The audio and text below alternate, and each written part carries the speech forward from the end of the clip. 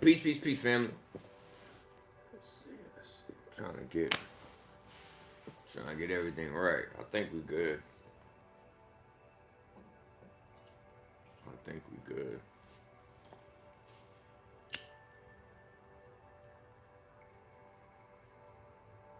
I hope y'all doing well in the life.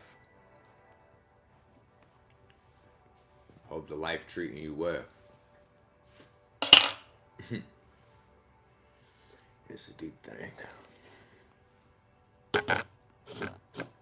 Make sure y'all double tap that screen as y'all enter into the chat. It ain't gonna hurt you, nor is it gonna hurt your finger. It'd be greatly appreciated. Just double tapping that screen as you chime on into this video. Whether you watching it live or whether you watching it later, a little support goes a long way. I think that's pretty good. Can we get a sound check as well? I want to make sure we can be heard, we could be seen. Hopefully we're not having no connection issues. Bro, that last live was like a mushroom trip. I was reading an article today and found out that there is this mushroom that doesn't have any psychological components to it. But yet, when people eat this mushroom, they see little people. It's a mushroom. Now, science has banned this mushroom. It actually was around since 2014. This mushroom that you can consume, you just start seeing like little people. So the fact that a mushroom can have you see little people, either what is in your mind that's waiting to be activated by that mushroom, or what is in that mushroom that's waiting for you to consume it so it can help you download or consume. You know how we say consume information? Kind of learn something deeper or bigger than you. I kind of look at it both ways. But we good? Y'all can hear me? Y'all can hear me? I hope y'all can hear me. Try and keep it zen. Try and keep it cool, calm, and collect. Try and make sure we're good in the life. Make sure y'all ready. I got a little incense, you know. Set your space up. Get your space right. We're about to go down a rabbit hole. This is part 2. If you see the thumbnail, you see the number 2 being thrown up. This is part 2. If you haven't seen part 1, it is the last video I uploaded on this channel. But part 2, we're going to continue. This is a continuation from part 1. Get your space right. Sometimes that can come from just taking a couple of breaths. Inhale, exhale. That can come from opening a window. That can come from being in an area where you can get some natural sunlight. That could come from lighting some incense. That could come from, honestly, just feeling comforted that some of the things we're about to talk about today are things that you thought about potentially, things that you've allowed yourself to conceptualize, and now you don't have to feel alone, you know? You don't have to feel by yourself with this school of thought. All right, so before we get started, we're going to do a little recap.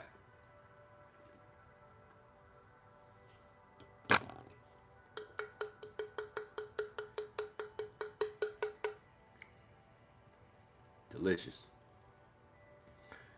I decided to start making my own chai teas. There's a new brand that makes almond milk with only 4 ingredients: Himalayan salt, almonds. A lot of the issues with these almond milks is the gums and the fillers and stuff that they put in those things, those additives. So less ingredients, the better. So there's a new brand out there that has almond milk with only 4 ingredients. It's an incredible, incredible product. Get a little bit of that, and then I look up the different spices needed for a chai. Boom. Kind of a little vanilla. It's incredible. And it's cheaper than the fake ass chai tea they got at Starbucks. It's a better quality. It tastes better. I feel like I'm involved with the process. I need people to remember this idea that life equals purpose. And the moment they remove purpose out of life, the moment life has no purpose, the moment we almost, in a sense, feel like we have no purpose. And that's a lot of the issues people are dealing with right now. They feel purposeless. not purposeful, purposeless. That's why a lot of people want to unalive themselves, quit, run to a video game, run to a dictator that may help them out with their solutions. Just run. But there's nowhere to run to, baby. There's nowhere to hide. I'm even starting to realize that some of these songs that they put out there in pop culture is to reinforce the MK Ultra mind control that they could have potentially put on a selective group of individuals or could have put on the whole nation. We're not the ones pushing the buttons nor creating this technology, so we can't really define their true agenda. But in my world, I kind of look at it as they're potentially targeting a set group of individuals, and they could be targeting America itself. Shit, America itself could be a big global experiment. But we're going to kind of get into this video. Hopefully I staying strong in the life. So I came across a lady named Kathy O'Brien. She's an individual who said that she participated in a program known as MK Ultra. She said that she was potentially used as a sex conduit, bunny, along those sorts. They're very powerful, influential people. And her story is very complex. It's very layered. Some things can seem fantasy based. Some things can seem almost surreal. Some things can seem almost spectacular. But I asked this question, isn't life a little spectacular? Isn't life a little bit surreal? Could some of these things she's expressing or talking about be possible? And the answer, of course, is yes. So let's kind of get into that. But before we get into that, I want to kind of let you know what I do for a living. I am a regression therapist. I perform regression therapy. I help people understand the depths of their subconscious. Since I've decided to kind of return to regression work, it has been a very interesting, okay, kind of think of it like this.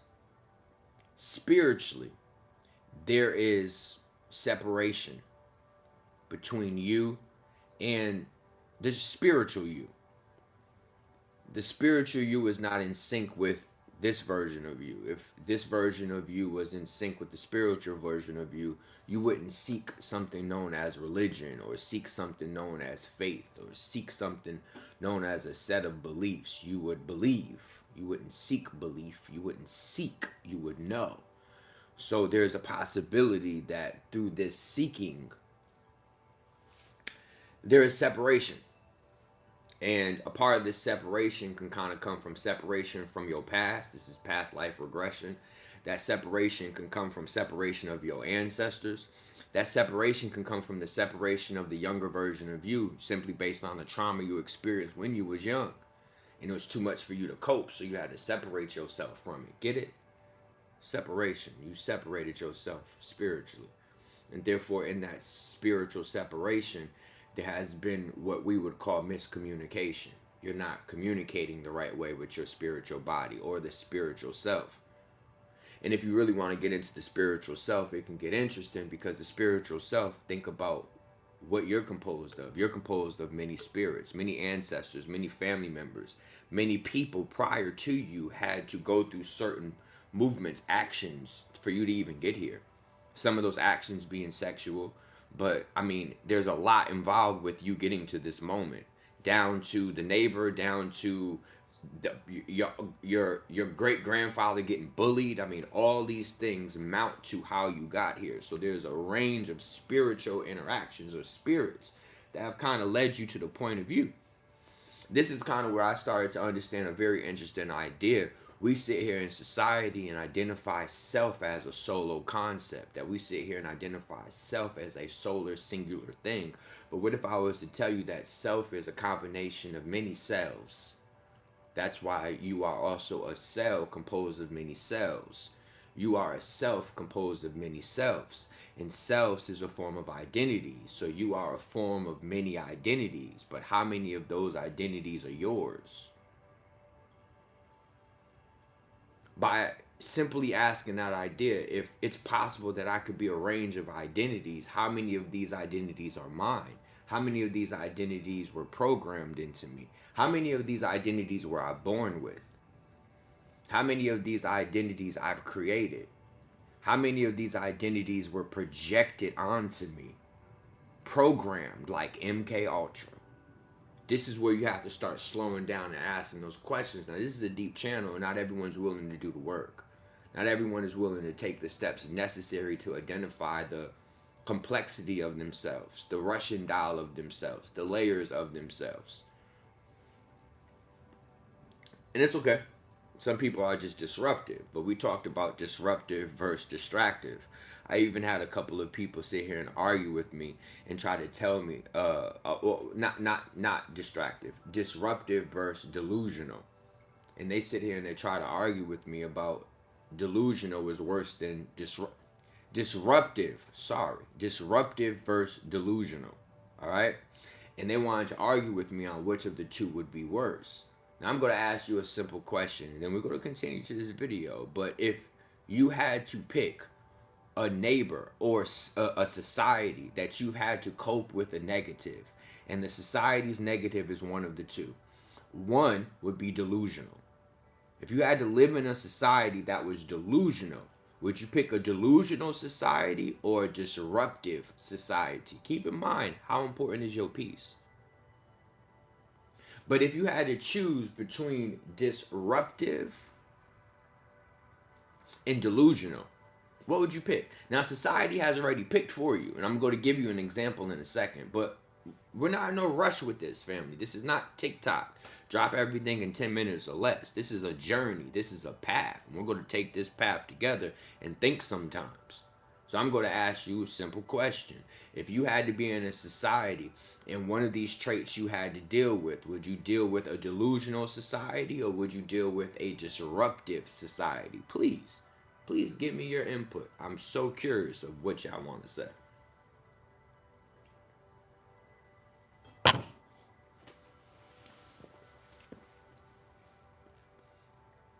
You just got to answer one response. Delusional or disruptive?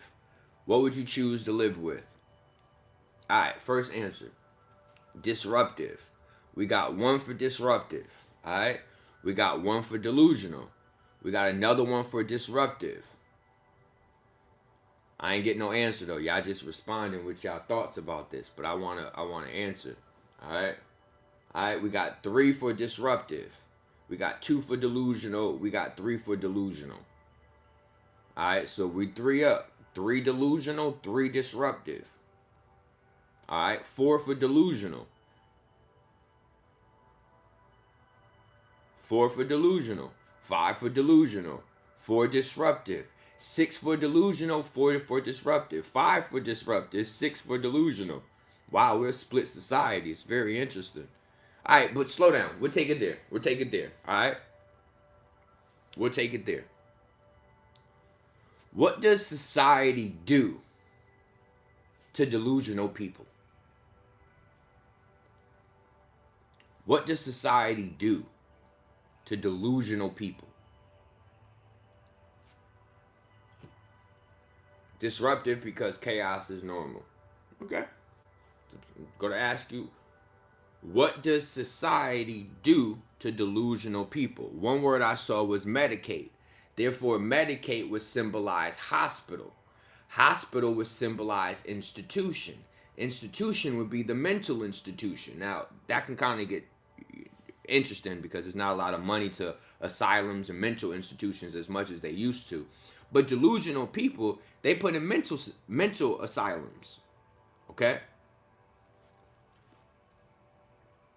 Where do they put disruptive people? Where do they put disruptive people in society? They put delusional people in a mental institution. They put disruptive people where? In jail. Now, I'm going to ask you a question. If you had to live in 2 of these environments, would you choose to live in a mental asylum or jail? If you had to live in one of these two environments, would you choose a mental asylum or jail? Which one would you choose?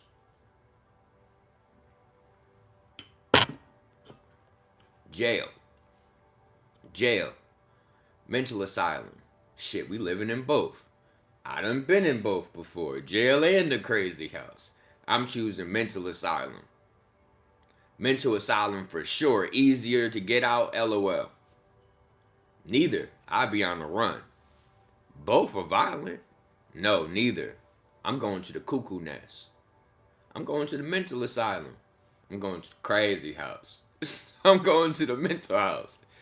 Alright? Now, when people are in court and they're potentially facing extreme life or jail sentences, life sentences, jail sentences, they usually are like, yeah, no, I want to plead insanity. Because they choose to go to a mental asylum over jail. They themselves prefer a mental asylum over jail. And this is a common norm in society. So I'm just really trying to help you understand a concept. Like, I know we want to say disruptive people is the issue, or delusional people, I'm sorry. I know we want to say delusional people tend to be more of the issue, but just based on societal standards, we consider disruptive people more of an issue. And we are more fearful of disruptive people than we are of delusional people. Just something to think about. That's all I'm going to say. And you're a lot safer in the realm of delusion than you are in the realm of disruption.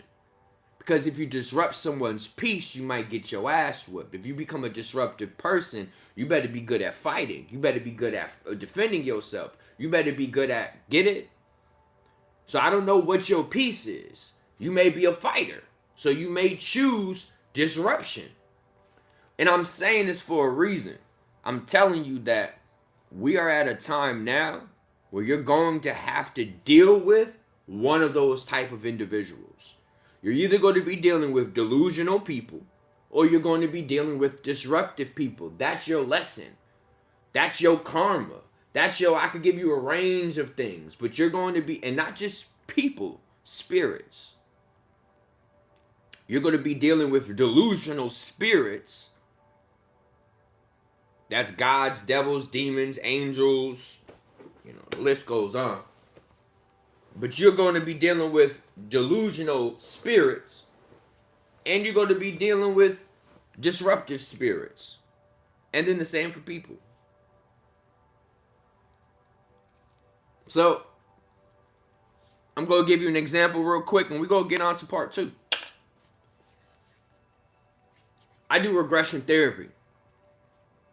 I recently regressed a guy, 32 years old. His name is D. I'm going to say his name is D. D was regressed. The first thing D saw was a spirit with a being with a tennis racket on a tennis court. And he's like, Q, I see, this being holding a tennis racket on a tennis court. I said, do you like playing tennis? He was like, no, I don't even think I've ever even played tennis. I said, oh, wow, okay. I said, do you understand that tennis is a game and a game symbolizes challenge? So off rip, the first thing you're seeing is a spirit that wants to challenge you. Damn. And not only challenge you, but challenge you with something you're unfamiliar with. So it knows it can win. Come on, come play tennis. I can beat your ass. Let me play tennis so I can beat down on you mentally. So that you feel drained and you don't even want to explore any further. And what this could potentially lead to. Come just play a game of tennis. Come play a game with me. Like we here to just be playing games with spirits all motherfucking day. Who's doing that? I'm not doing that. You shouldn't be doing that. And who challenge? There ain't no challenge. How do you challenge the landlord? This is your land. This is my body, my rules. How you gonna challenge the landlord? You the landlord. They borrowing from you. So I say, yeah. Tell him we go play tennis. He was like, all right. I said, but tell him we making a bet. He was like, okay, what we betting for? The bet is, if you win, it got to tell you everything it knows. So he's like, but I don't know how to play. I said, wait, what the fuck you just say? He said, but I don't know. I said, how do you not know in your own world? Your own world is based on your knowing. And you either know you can or you can't. That's a simple idea when it comes to your world. You either know you can or you can't. That's like your world, your existence, your reality. You either know you can or you can't. And can you defeat whatever the fuck is in front of you in your world? Well, shit, yeah. I should be able to defeat whatever's trying to conquer my world, whatever's trying to invade my world. I mean, yeah, I should be able to contest, defend, compete. Yeah. I said, but also tell this energy if it loses, it gotta go. Hold on, wait a minute. Oh, how about flag on the play? It was like, fuck you mean I gotta go? No, that's also the stimulation. They gotta tell you everything to know. And they gotta go. And it was like, yeah, nah, I'm not about to go. Fuck that. Never mind. We gonna do something else. I ain't about to play no game of tennis with him. Why not? What happened? You was big. You was Venus. Motherfucking Serena. You was ready. Oh, okay. So, when it started to kind of not want to go in the path of potentially being removed. Now, why would a spirit not want to be removed? Because the spirit has attached to you for a purpose. Remember, life equals purpose. You are the life. So sometimes non-life forms are coming to you to reach purpose. Purgatory. Get it? Purgatory. But you get the vibration. Purpose and purgatory is in the same cadence of vibration. Purgatory is staying within a purpose or a path, because most of these spirits have lacked the path of ascension, aka reaching somewhere in the afterlife. You die, you stuck here. Now you wandering, moving around. You're like, okay, well, this can't be all I have. No, it isn't. There's actually a lesson that you have to learn. There's actually something that you have not accomplished or discovered in your corporal body as the CEO of your corporation. You dropped the ball. You sold your assets. You sold your pieces off. I'm going to get into that. This is fucking deep. But at the end of the day, you didn't take credibility or ownership of your corporation, your corpse, your body. So therefore, you have to enter another corpse and hijack that corpse from the inside out so that this corporation could help you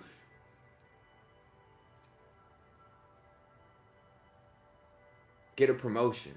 There's the word. Because afterlife could be like a promotion. If you do certain things right, you go up. Your next incarnation is fucking incredible. You may be a galactic warrior traveling goddamn space-time. It could be incredible. But you gotta earn that. You gotta gain that. That doesn't just come to you. The universe ain't giving you shortcuts. The devil is. The universe, God, is not giving you shortcuts. The devil is.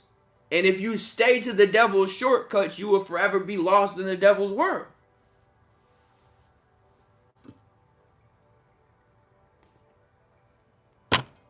What's crazy is, for people who truly believe in Jesus, Jesus would never walk around and tell anybody that they're lost. If you're lost, then you are signifying that you could never discover the way. I'm lost. How the fuck am I find the way? There's no way for me. I'm lost. You keep projecting I'm lost. I'm lost. I'm lost. I'm lost. So how would I find the way to Jesus if you keep telling me I'm lost? But yet you want to be effective and helpful, right? I bet. Jesus didn't teach you that. Jesus didn't teach you the proper way to lead people to him. Because I promise you it don't come from projecting a potentiality that would ultimately lead to more harm. But it's okay. You're on this platform. I'm not on yours. So, one man's God is another man's devil. So, when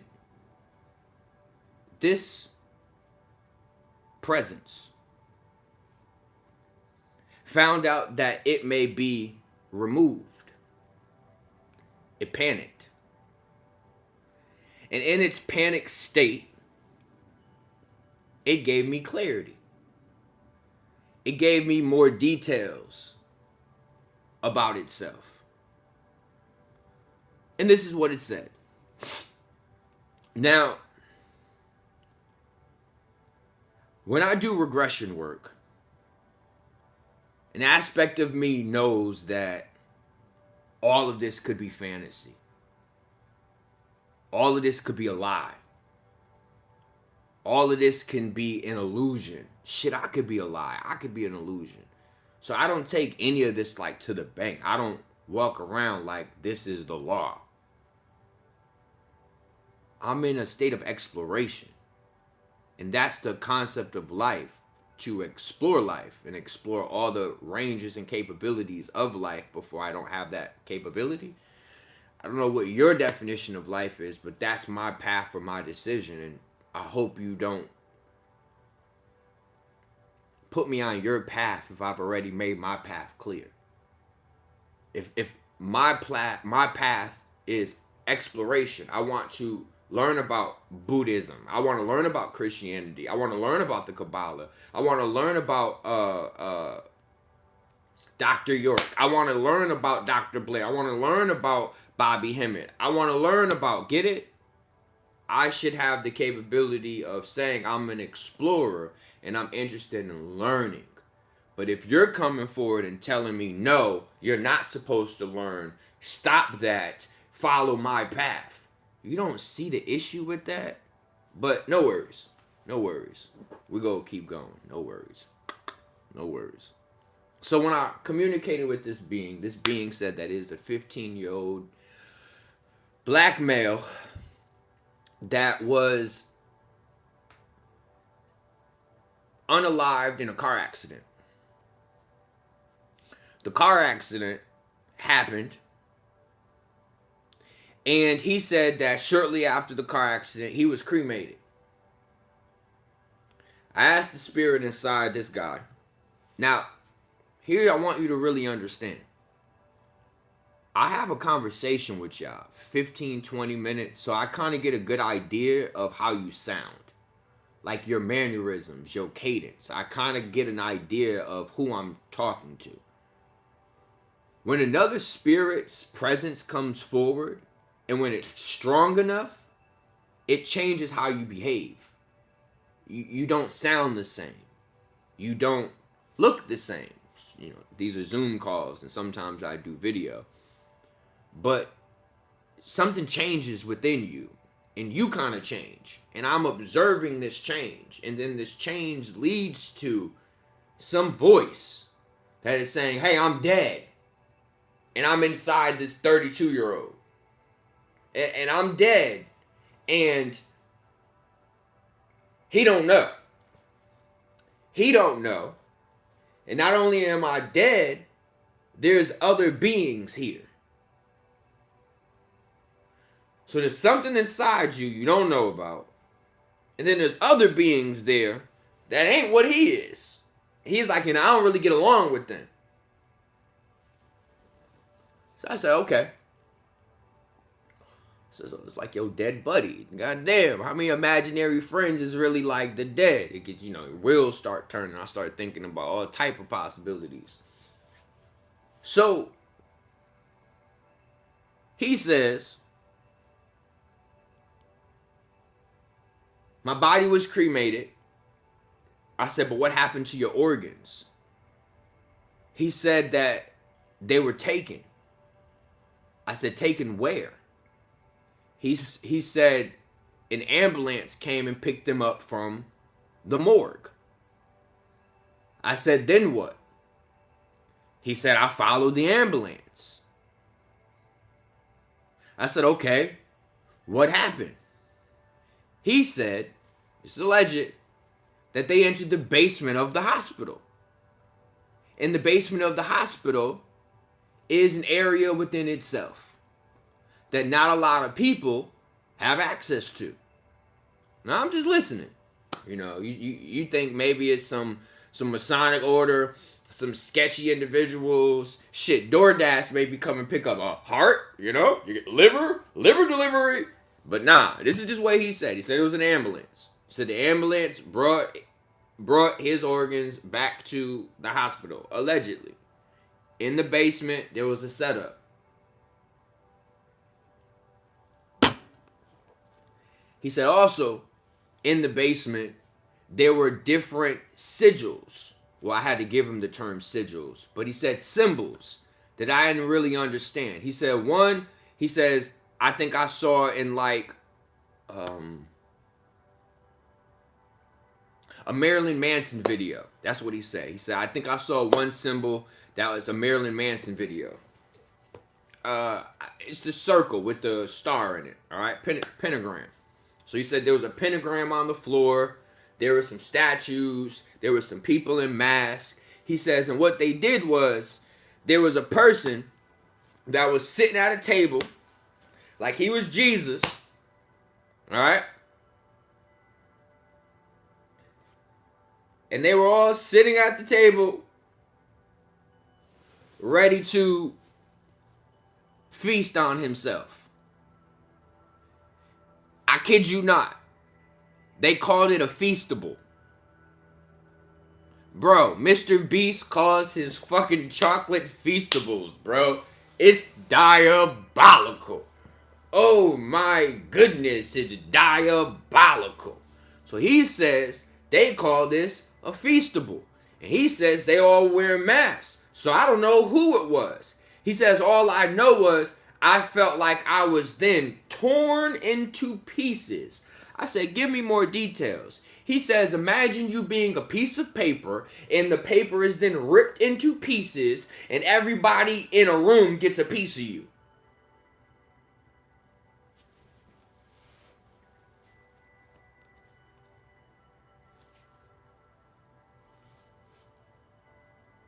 Whoa.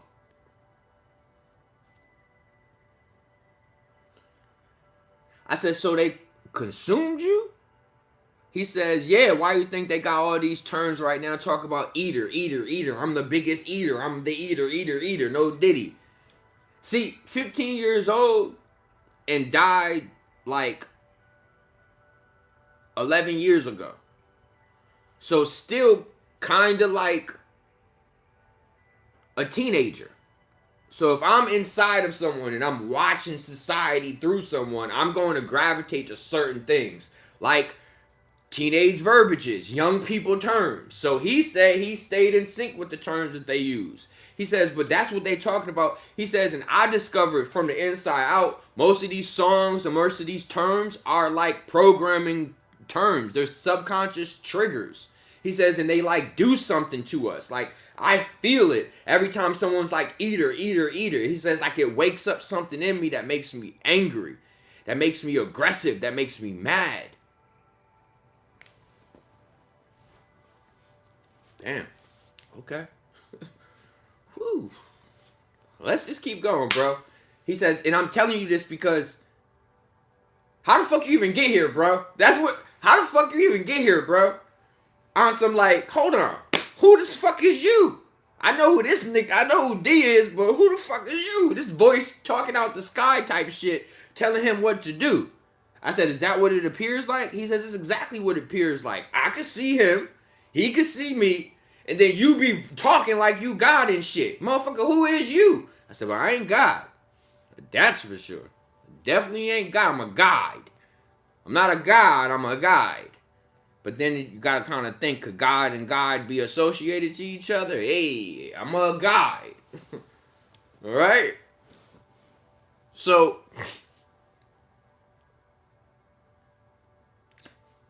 I asked D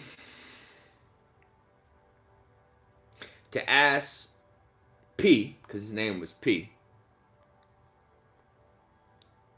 how did he get connected to you? He says it came through a book, bro. I got here through a book, bro. I said, what? He says, I was connected to the book, bro. I said, what the fuck you talking about? Ask him. Ask him. This is the shit I'm talking about. This is the shit I'm talking about. This is the shit I'm talking about. I'm up here trying to put you on game and you don't even know what the fuck I'm talking about. I'm like, God damn. Okay. All right. D, what he talking about? He was like, I don't know. A book popped up that was really, really important in my life. And then he said the name of the book. He said he read the book when he was 22 years old. 2 plus 2 equals 4. 4 is a death frequency, family. You really got to start paying attention to how that 4 is kind of like a doorway. It opens up something. It opens up something. Every time there's a 4, connect 4. It's an opening. And it's an opening and an emergence. It's not just an opening. It's an opening and an emergence. But the emergence really is what the number 5 symbolizes. Because you kind of get the square, and then there's a tip. It's a square inverted in itself. Anyway, folded in on itself like origami. But don't worry about it. So he said it came through a book. I said, so is it possible that one of those, is it possible that the author of that book was there in the basement, kind of like, you know what I'm saying, and then you kind of became a part of his, like, essence or psyche, and then you were probably a part of this book, and he's writing this book, and he's even probably possessed by you and some of the other feastables, and now you're kind of infused in this book, and now you have this individual reading this book, but how does it connect? Like, I know, usually it doesn't happen like that. Like, that's not how it happens. He says, well, this is where emotions play. I said, damn, the emotional state really is extremely important. The reason why we are what we are and how important we are is because we have some of the strongest range of emotions. It's not about being the most intellectual. It's about having the strongest range of emotion. We can go from anger to sadness to joy to empathy we can go through 50 emotional states in 3 minutes. There's no other species or creatures in the known universe that has the capabilities of doing that without losing their minds, without completely going out of here. But we can. We have emotional bandwidth. Thank you for that word. That's phenomenal. So,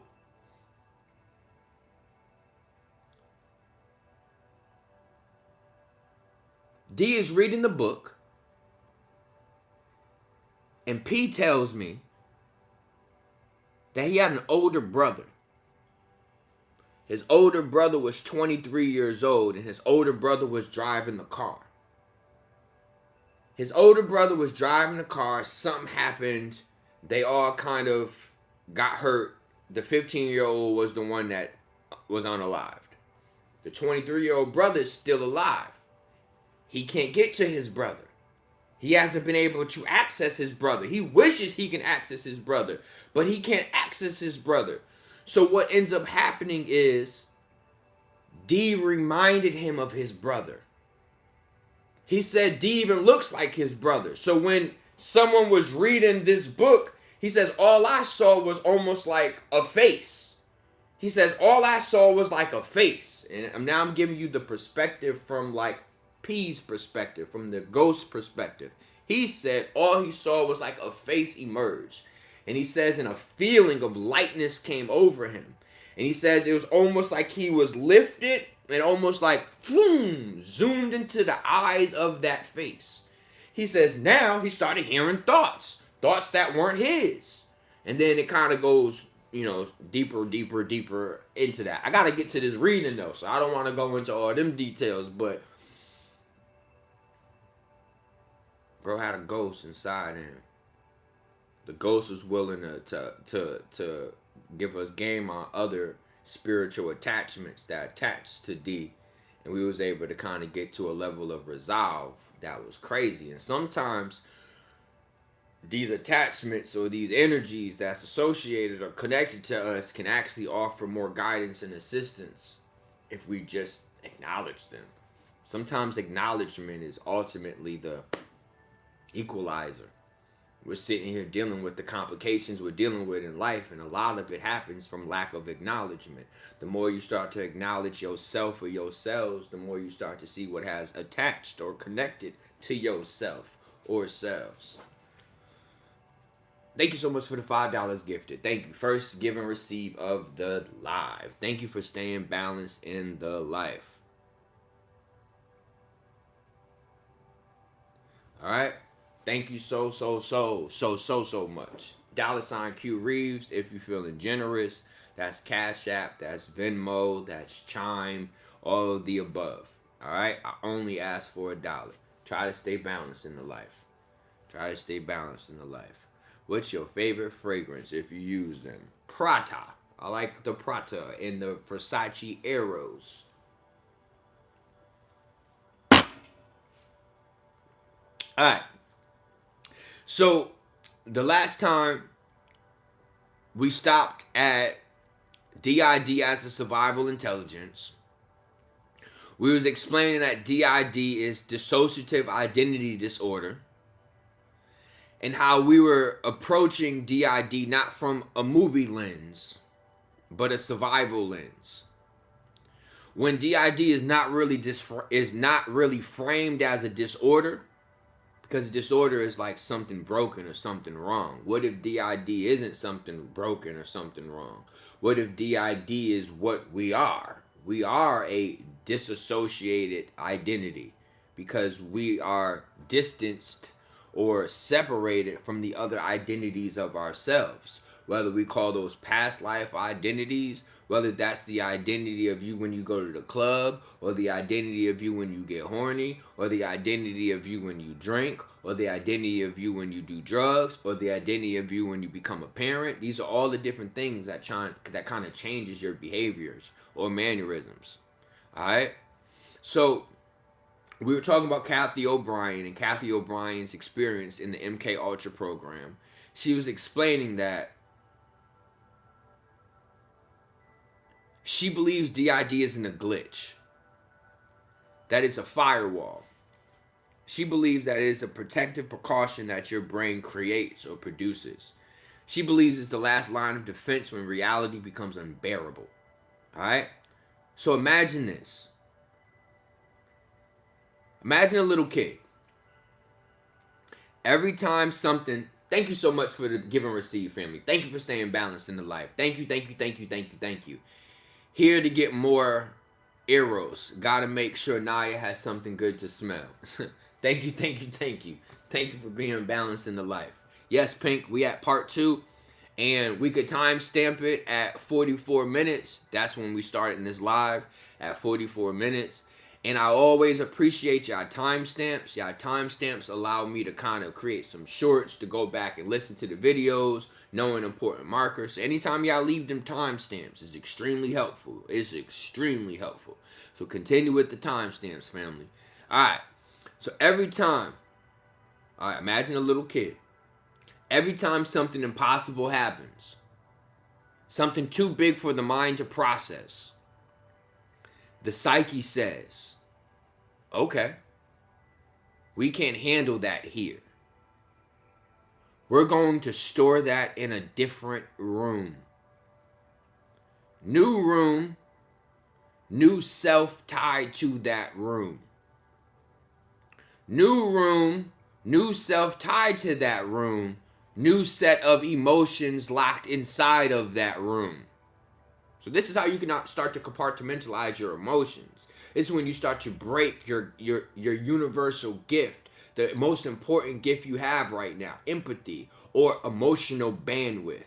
When you distort your emotional bandwidth, when you break up your emotional bandwidth, you're setting yourself up as 56K versions of you. When you could be running 4K, Ultra, HD, You 56K dial-up, and you don't want to be that slow. We can't afford to be that slow in today's times. We got fucking 3-eye atlas, aliens, AI, and robots, and a goddamn IRS. You get what I'm saying? There's a lot of shit happening in life. We can't be that slow. You gotta be a little more effective and efficient. Thank you so much for the give and receive. $5 gifted. Thank you for saying balance in the life. Thank you, thank you, thank you, thank you, thank you. All right. Now, if you do that enough times, you don't just have one person anymore. You have an entire city of people, all living in the same brain. Some of them know each other. Some don't. Some are asleep until they're called. Now, here's the part that really hits me in Kathy's story. She says these rooms, these altars, they don't just appear randomly. They were mapped. They were named. They were programmed. They were assigned. They were operating systems. Now, in Kathy's testimony, they're not just causing trauma and walking away. Not these people who are creating this trauma. Not these officials who are creating this. They're layering code on top of that trauma. First layer, the physical layer. This is where they have to use trauma to split the mind. And they use things like abuse, fear, sleep deprivation, pain. And this is like breaking the hard drive into portions. Hard drive, folders, abuse, fear, sleep deprivation, pain. And these folders are labeled these things, and now you start loading up files or memories or experiences that ultimately now can create an identity. Second layer, emotional layer. Attaching specific emotions to specific states. One altar feels shame. One altar feels obedience. One altar feels nothing. Just like severance. Good point. This is like assigning each portion a different emotional environment. Third layer, symbolic layer. This is where they use words, images, sounds as trigger points. Nowhere to run to, baby. Nowhere to hide. You ever wonder why allegedly the CIA is involved in the entertainment industry the way they are? Because they need the resources of the entertainment industry to reinforce mind control. When you hear these songs, we will rock you. We rock bottom, black stone. This is programming at its finest. Chef's kiss. Words, images, sounds as trigger points. They use certain phrases.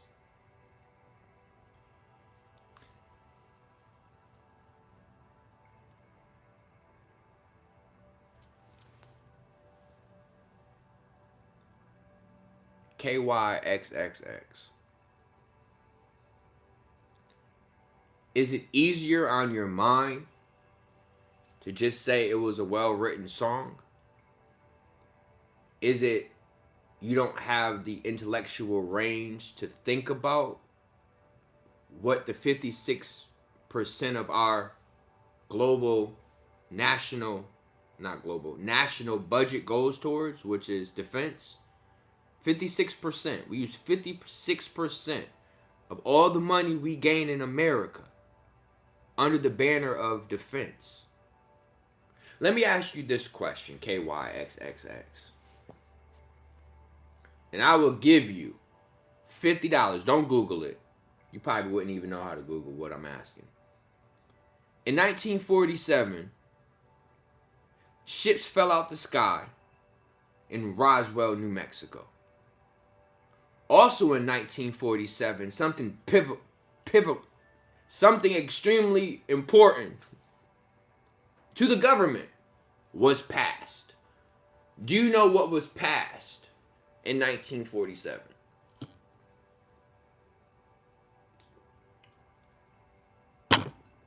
Because the CIA is involved with Blackstone. The CIA is involved in Black Rock. The Black Rock is a symbolic symbol for Saturn. Saturn is symbolic for Satan. They're Satanists. So this is satanic communication.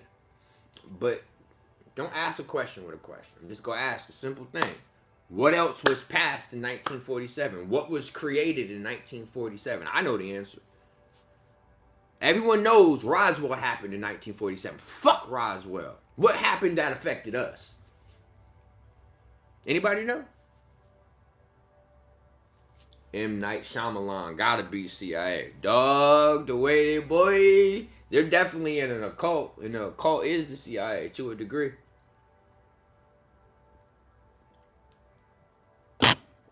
Want me to just tell you what was passed so we can finish?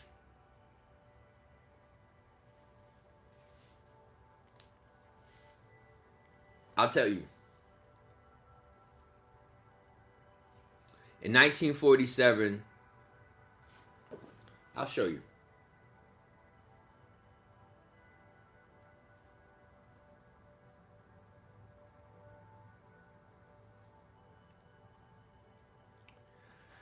The National Security Act of 1947 was a landmark U.S. law that restructured the military and intelligence agencies post-World War II.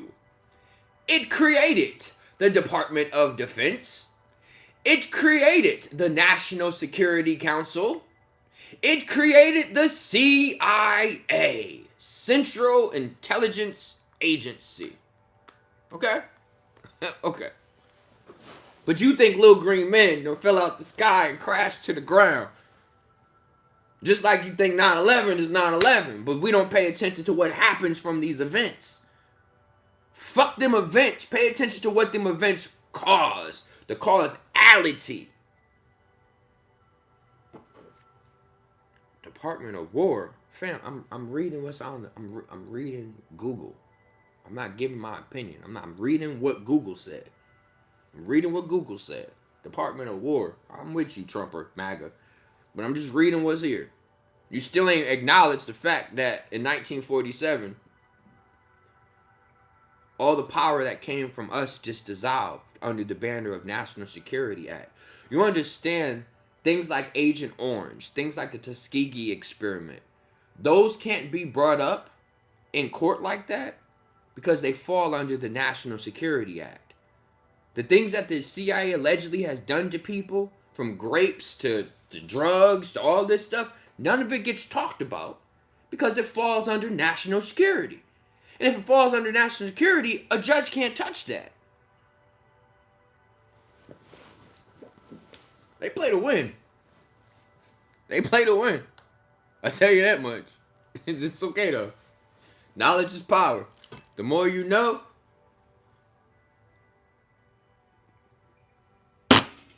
the easier it is to go. And go with the flow is ideally what I'm on. Alright. So like I said, the symbolic layer, they use words, music, songs, images, sounds as triggers. Certain phrases causes a switch. Certain symbols call in a personality.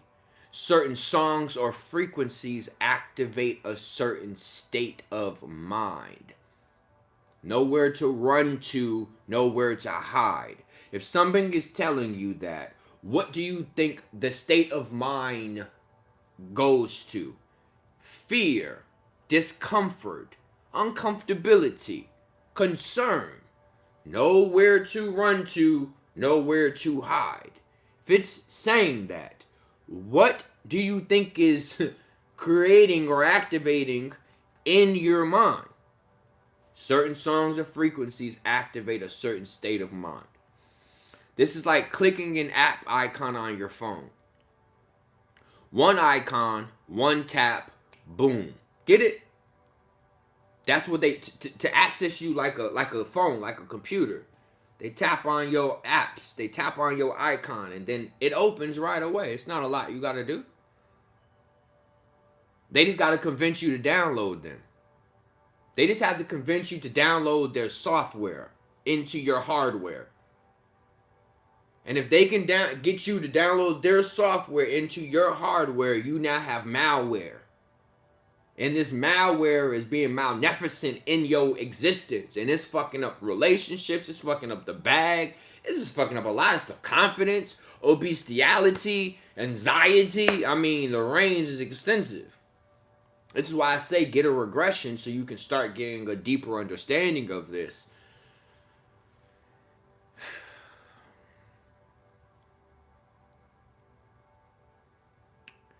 The last layer. The social layer. This is where they use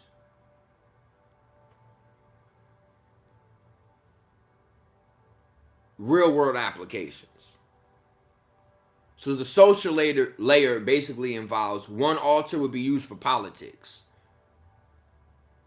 One altar would be used for sex. One altar is carrying messages. Another altar is absorbing punishment.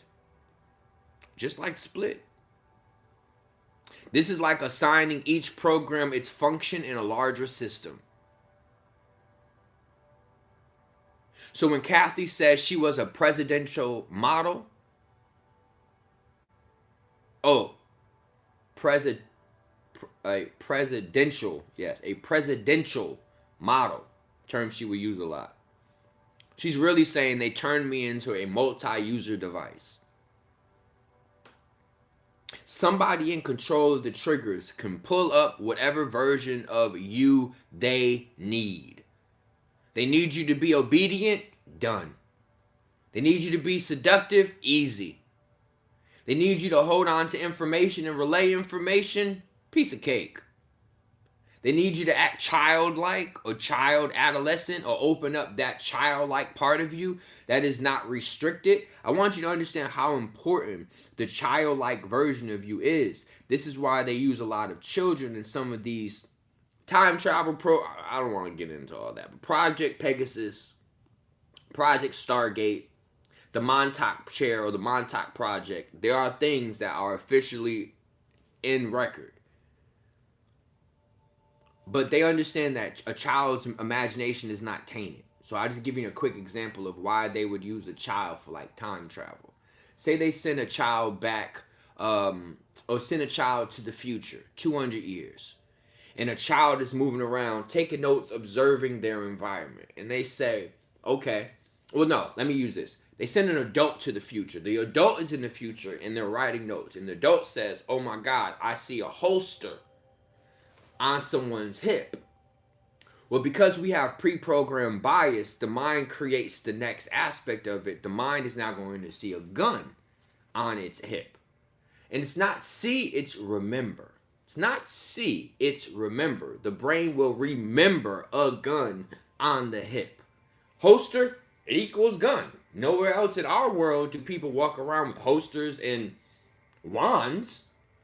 But in the future, when the child goes to the same one, he comes back and says, oh yeah, everyone walks around with wands and they keep these wands in a holster.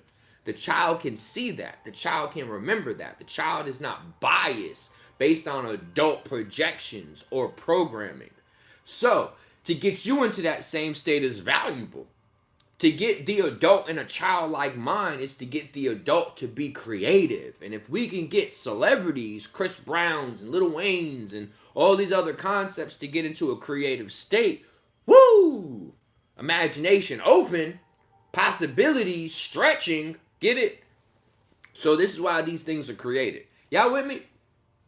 Drop an emoji if y'all with me. I don't want, it's been an hour. I didn't check in. I didn't make sure y'all was with me.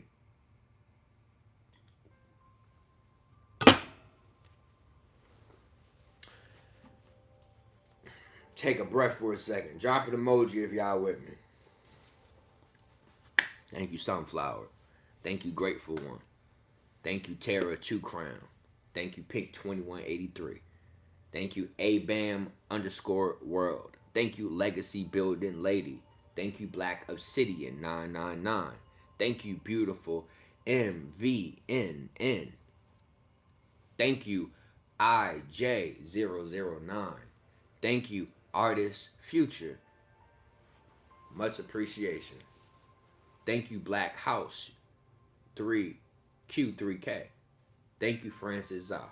Alright, we in this. Thank y'all. Thank y'all for the engagement. Thank y'all. Alright, segment 4. The Switch. Thank you, Miss Marina 1456. I appreciate y'all. Thank you. Thank you. Thank you. Alright. Next segment. The Switch. Now remember, we got 4 parts to this. Alright? There's layers to this. There's a lot I want to unpack with this. And then maybe I need to probably write something that we can get physical, so that we can kind of keep or can get to as a point of reference when we sometimes feel like we're dealing with, let's say, the altered aspect of ourselves or the altered aspect of others. I'm actually thinking I'm working on something right now. I'm working on a couple of titles. I don't want to ruin it, but I definitely think I am going to kind of work on some type of little workbook, help guide, something to kind of help with this, because it gets extensive. It gets challenging, kind of dealing with these internal and external distractions, because ultimately life equals purpose. And if something's trying to distract you from your ultimate purpose, then something is distracting you from your life, and you only get one life in this body. All right. $ CueReaves if y'all feeling generous. I got Chime, I got Cashapp, I got Venmo, I got Zelle, CueReaves@gmail.com. Give and receive. Stay balanced in life. I only ask for $1. All right.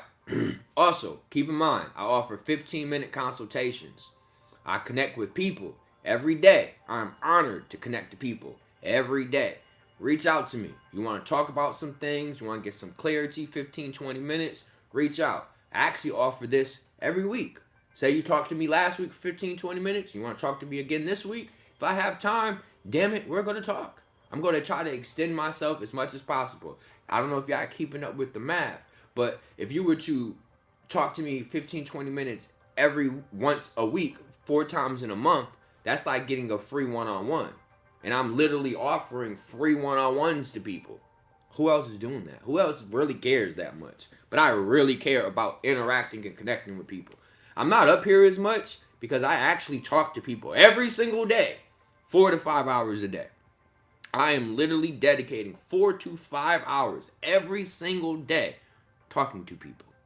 Okay? And that's very important to me.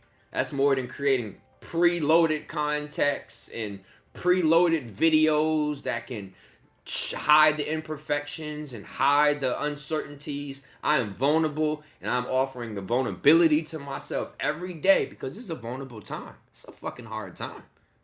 If you can't see vulnerability in the people you look up to, now how are you going to see the vulnerability in yourself? And if you don't see the vulnerability in yourself, you won't see the vulnerability in others. And if you don't see the vulnerability in others, you won't see people opening themselves. You're just going to be closed off to everything. I love y'all. This is just hard advice. All right. The Switch. How a person becomes a remote control.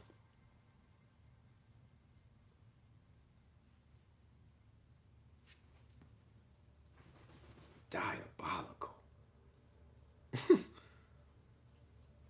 I need to pause. What the fuck do you mean? How a person becomes a remote control?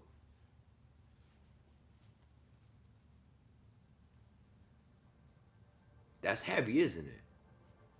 I done seen like 10 people leave as soon as I say that.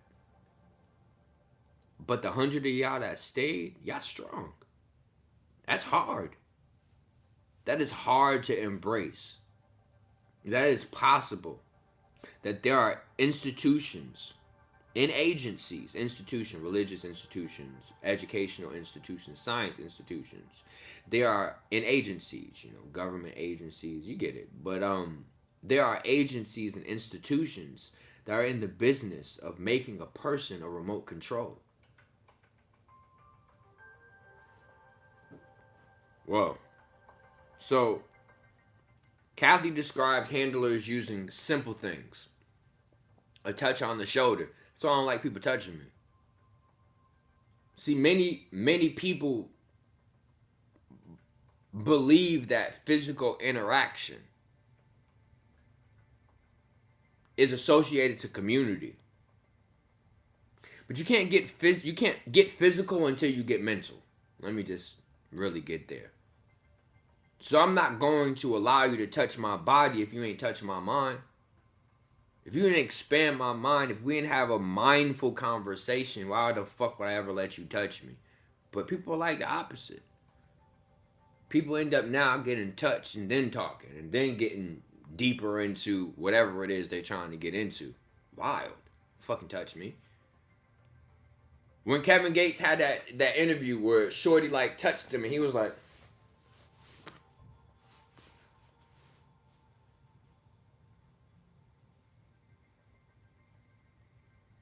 I think he even went like this. It was like this. Like he got bruised. A touch has many powerful consequences. A touch on the shoulder.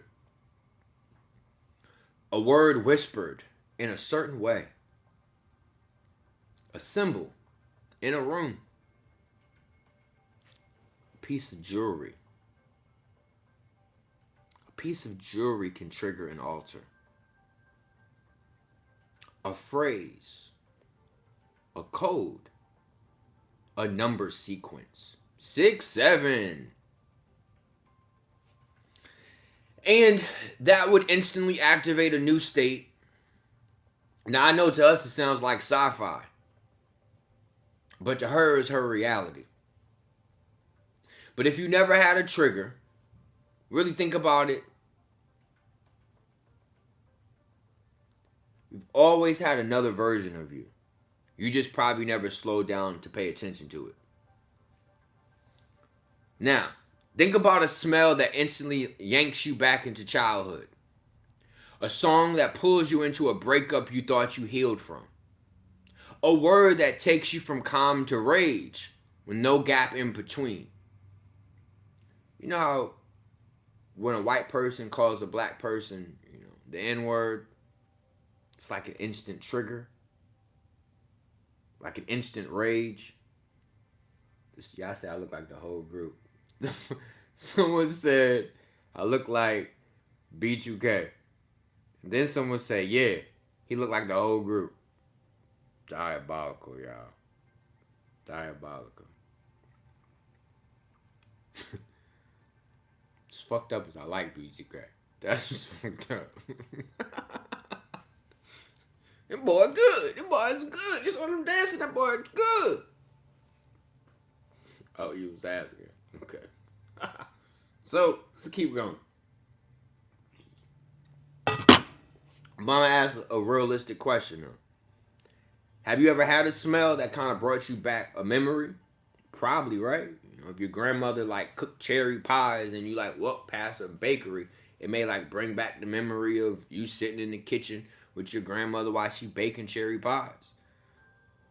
A fragrance, like I smelled a perfume my grandmother used. I ain't smelling like 30 years. And I smelled it recently and it instantly brought back a memory of my grandmother. So smells can trigger memories. Songs can trigger memories. Words can trigger memories and or trigger emotional states. All right? So in her story, she was explaining her natural triggers were weaponized and then was paired with hypnosis, drugs, and trauma to make them razor sharp. So in a sense, she wasn't just remembering an emotion. She was literally becoming a different person. Now, chat, let me ask you this. Has a single word or tone ever changed your whole mood in under 3 seconds? You're fired.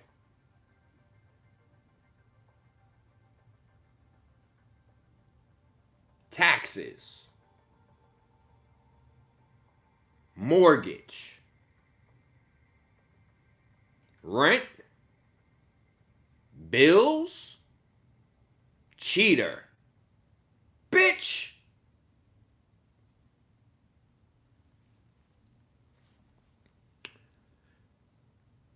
That little instant switch that happens to y'all.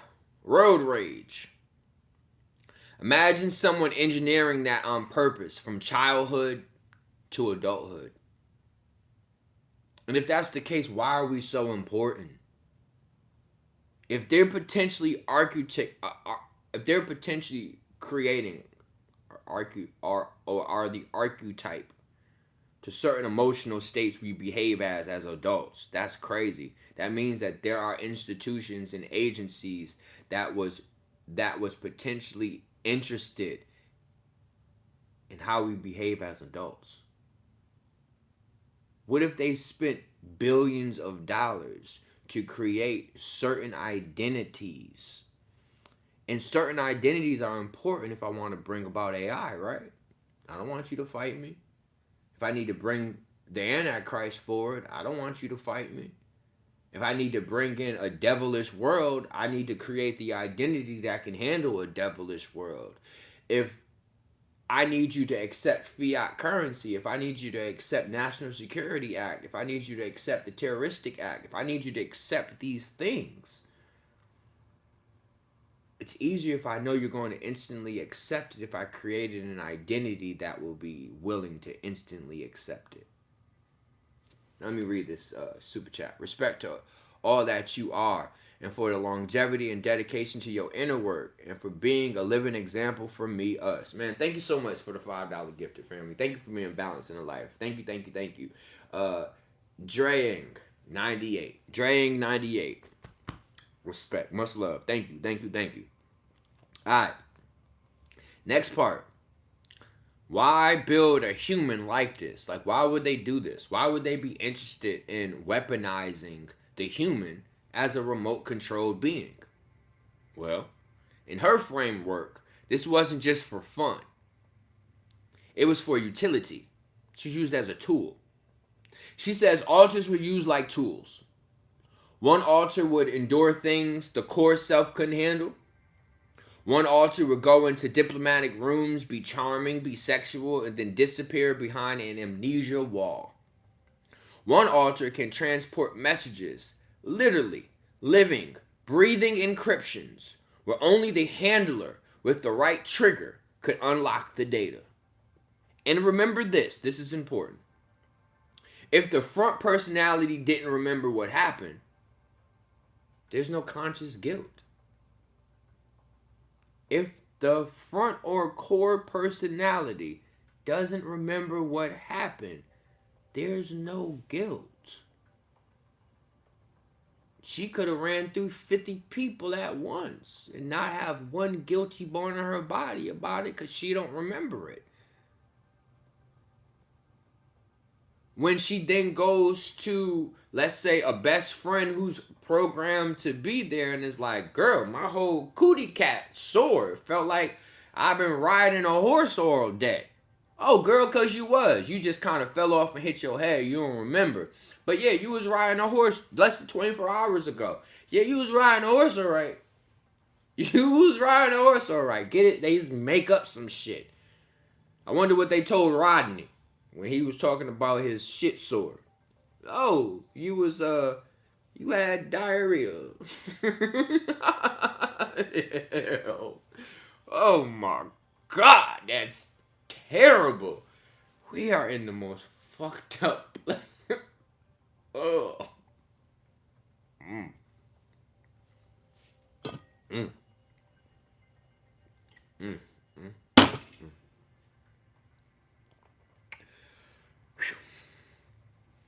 So there's no guilt, There's no testimony. Ain't like you about to talk about what happened. And you damn sure ain't about to rebel. How you gonna rebel against something you don't remember happening? How you gonna rebel against actions you can't recall? And literally, only the program part knows what happened. And that part doesn't come out unless it's called. That's what she means when she says that she is an undetectable slave. She was a part of an undetectable slavery route.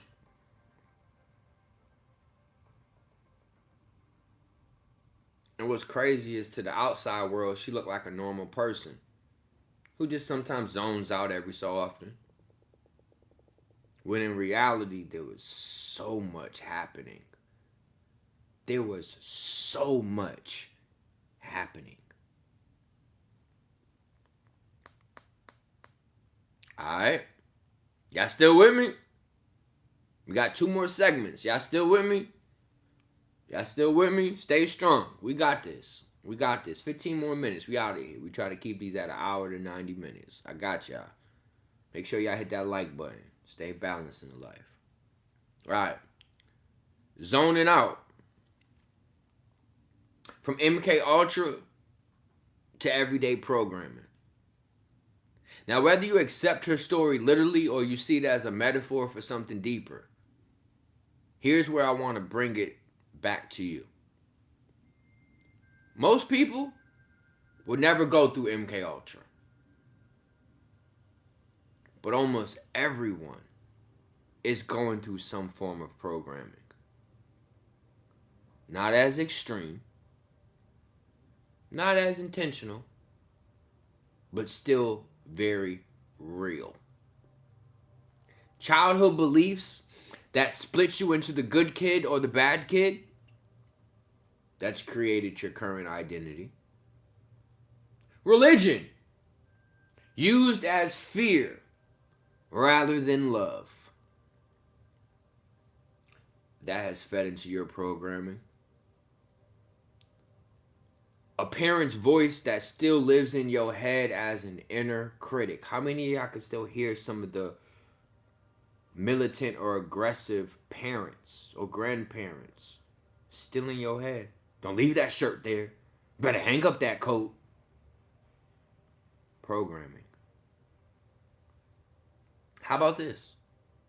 Social media or news cycles that constantly reinforce fear, division, insecurity, racism, separatism. Programming. Now, this is the soft version of mind control. No one had to electroshock you, and no one had to use literal hypnosis, but yet it is still feeding your identity. Who taught you what to fear?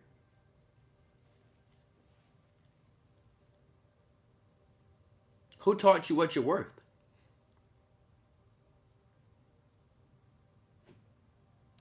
Who told you what you're allowed to desire and what's forbidden? Who benefits from you staying distorted and disassociated from certain parts of yourself? Because in many ways, what Kathy describes is extreme, but we're all living a diluted version of it every day. If you ever felt like there's a version of you that comes out around family, I do. I'll give you an example. Leroy Bloodkill is Leroy Bloodkill on the block. And Leroy Bloodkill got 50 bodies. But Leroy Bloodkill is Leon when he goes to his grandmother's house. Leon wouldn't harm a fly. Hey, Granny. Yes, I'm going to pick up my pants. No problem, Granny. Because Leon and Leroy Bloodkill are 2 different things. You don't need to be Bloodkill for Thanksgiving. You don't need to be blood killed at your grandma's house. Now, this new generation, shit, that ain't no rules. Blood kill might be working with Granny 2 times. Get what I'm saying? She didn't finesse the system once. Granny finessed the system twice. So Granny 2 times and Leroy Bloodkill is signing up for their 4th PPP loan as we speak. So we ain't gonna count exact moments because it's diabolical. But you get the analogy I'm saying, you know? You ain't the same person around your family. Leroy Bloodkill. Want me to bring out Leroy Bloodkill?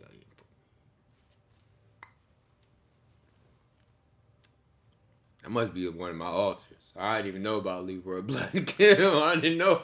I didn't know you was in here. Leroy, chill out. Calm down, brother. We don't have none of those issues. We're good. Don't come out anymore. Anyway. So, no doubt. Obey. Obey. Are you a supplier? How you know?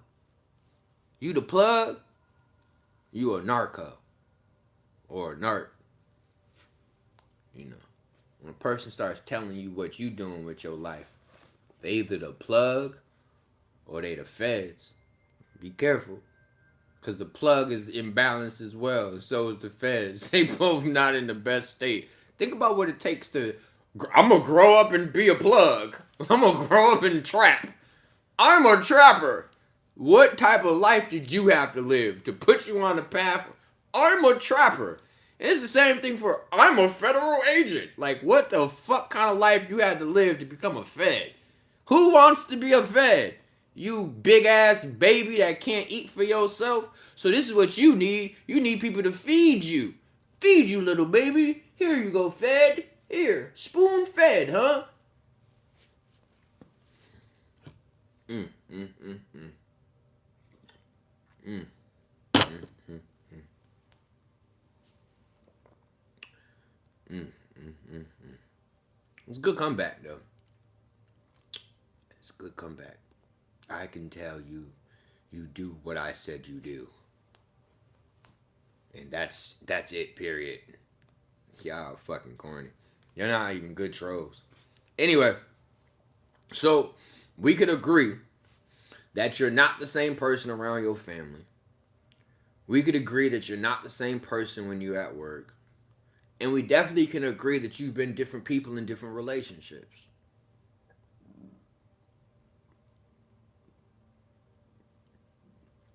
So keep in mind, this live is not about diagnosing anyone with DID disorder.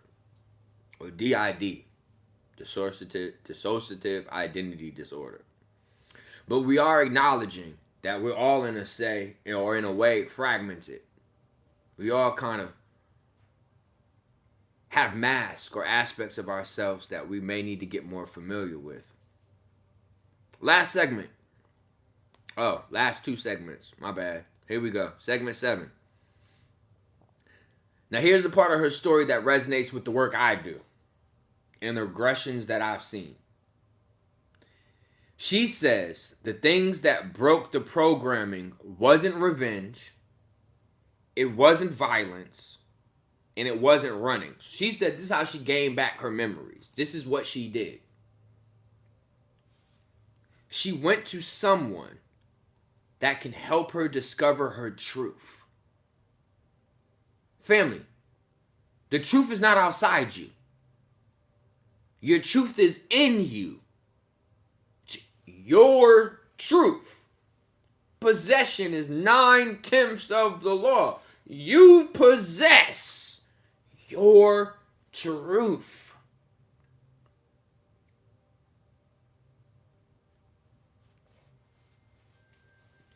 And if she found someone, a regressionist, that can help her bring out her truth, woo!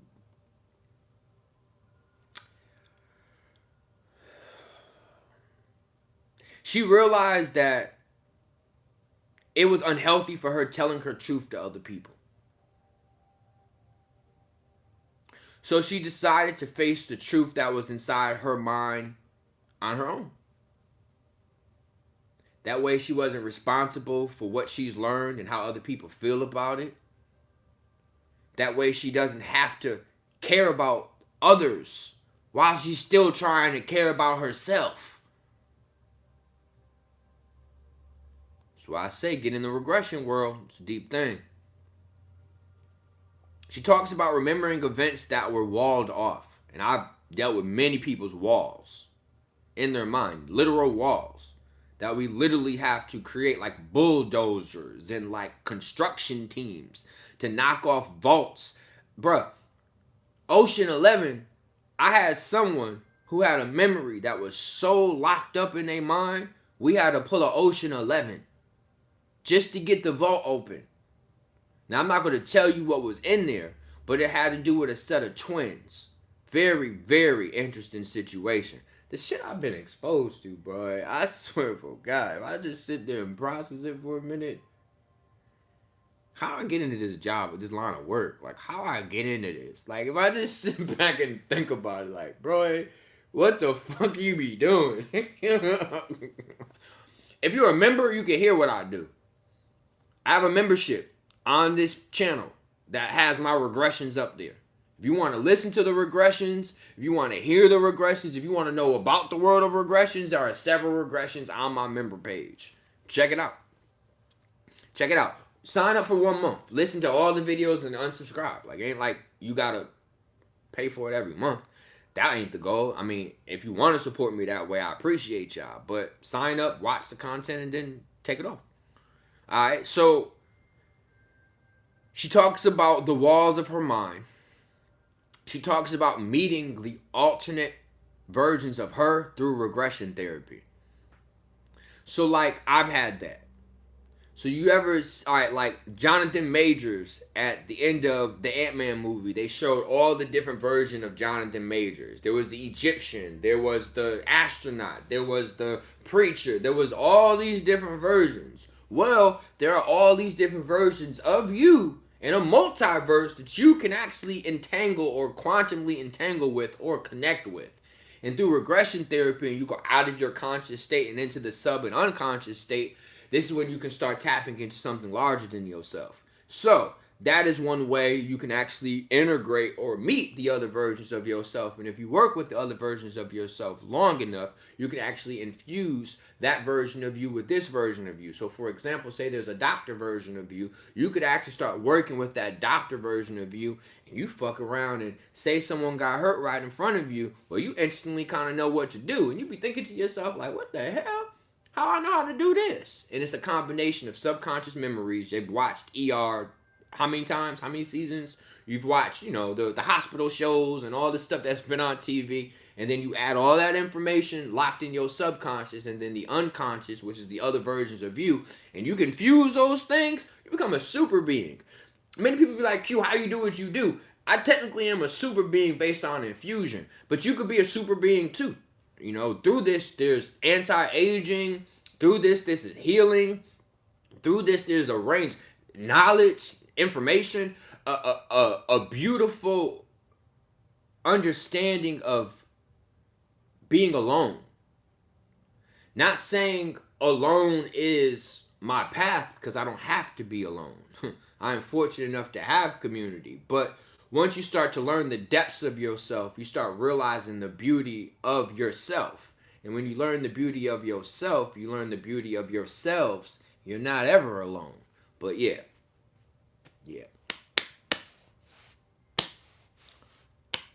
So much more stuff I want to talk about. Sheesh. Like, do you know how people survive a dark room? Completely pitch black. Do you know people start losing their sense of reality after 24 hours in complete darkness? If they go 48 hours, they lose a sense of time and space itself. They've done experiments. It's pitch darkness. And there are certain things you need to do to survive one's darkness. And I have been practicing these techniques because these techniques are important, because when you transition, there is a moment of darkness. And most people lose their mind during that afterlife of darkness. And the losing of one's mind puts one's mind back in a loop. And I don't need to be in no one's loop. I'm not in nobody's fucking loop now. I'm not even in a loop in spiritual community. I don't even think they fucking like me. You know what I'm saying? Yeah, I ain't tripping. I'm okay with myself. I'm great. Plus, I found my partner before I was ever with that spiritual community. Them niggas brushed me off. Spiritual community wouldn't even shake my hand when I first entered. I won't even get into that. What the fuck you mean you won't even shake my hand? How you doing? I paid for your event. How you doing? Oh, yeah, so. Oh, fuck this nigga, they just brushed me off.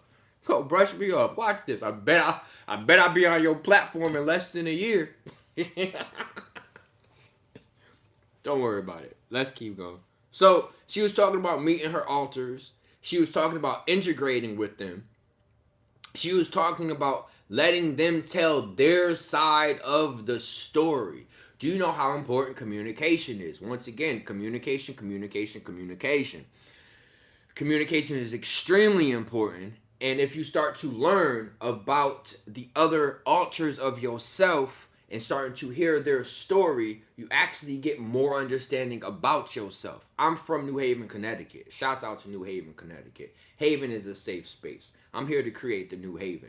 I also did an incredible name reading breakdown and soul decoding. If you go to my website, CueReaves.com, you can get a name reading. You got to send an extra $35 to my Cashapp, though, if you want the soul decoding. I'm going to come up here on the next live and kind of break that down, how deep the name readings are. I didn't hit a whole nother plateau with the name readings, because I found out that through a name reading, you can find out your ascended self versus your shadow self. And your shadow self is the self you don't really want to loop back or kind of rehash that version of you. And then I've seen the ascended self, and through the name, boy, that shit is crazy. So I'm going to come up live, though. If y'all, nervous about booking it or don't know where it's going to come, I'm going to do another live, and I'm going to break down the importance of a name. So she talked about telling their stories, about letting them reach their stories. She talked about exploring the shadow version of herself. This is why I say do the soul decoding reading, because then you can get an aspect of the shadow version of yourself. And this isn't based on pseudo. I'm literally breaking down your name, and then you can understand that your name is a title, and that title is a purpose, and that purpose can give you more clarity. All right, let's keep going. All right. She also talked about how regression saved her life. That if she never had regression, she would never been able to get hold of her mind or get back to the importance or purpose of her life or her mission. So she says regression saved her life. She also brought up that there have been abandoned aspects of her, and that the abandoned aspects of her needed the most healing. And I will agree. There are aspects of you that feel abandoned. There's the abandoned child within you. And this abandoned child within you needs more healing than any other aspect of you. This is why all bodies are female to a degree, because that female presence is very important when it comes to the inner child, the child that's on the moon. The moon is a symbolic for the wound. So the child that's on the wound versus the child in the womb. That's what the little dude on the moon is really about. It's the child that's forced on the outer world, that's never allowed in the inner world. That symbolizes Lucifer, the devil, that was outcasted. There's a lot to that. But how do y'all keep up with these videos? I just be processing. I say a lot of shit. It be a lot of stuff. Fuck. I need to slow down and process the shit I be saying myself. How the fuck y'all do it? It be like a lot of stuff. I don't go back all the time and listen, but I can feel it. I be like, yo, you just said a lot. How the fuck y'all be keeping up? I can't even keep up. Holy shit, y'all are smart. Okay. Who said we do keep up? I'm with you. Sometimes you gotta play this shit back. Gosh damn. Shouts out to the UK. UK in the building. Alright, so that ass. Just be flowing. Yeah. It really be feeling like subconscious talk. I ain't even gonna lie to you. And not everyone is into their subconscious. Everyone's real surface. So the bots and the people that come up here and be like, this don't make sense, or this is pseudo, or whatever surface comment they want to say, it's because they're stuck on the surface. They're like that iceberg that's on the outside of the water. And we've learned enough truth that there's always more to seek. There's always more depth. So we're kind of deep divers, deep seekers, while they're just goddamn seeking a nut, you know? So be proud of yourself that you've discovered you become a deep seeker in the waters of the universe, while other motherfuckers is either drowning or floating. And at least they're floating. But eventually you're going to have to go under. You can't float forever. There's levels to this. Facts. The simplest things can give you the deepest gnosis. Everything is super layered. Facts. Facts.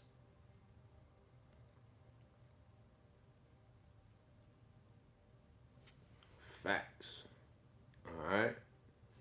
When you do prior work, God still gives answers after you process the last rounds, etc. Facts. Facts. Alright. The fact that she was able to acknowledge the abandoned aspects of herself and reintegrate those aspects of herself to make it where it doesn't feel abandoned no more, that is extremely healing and powerful to one's psyche. Now, the wild part is this. The very system that uses fragmentation as control, she used integration as liberation.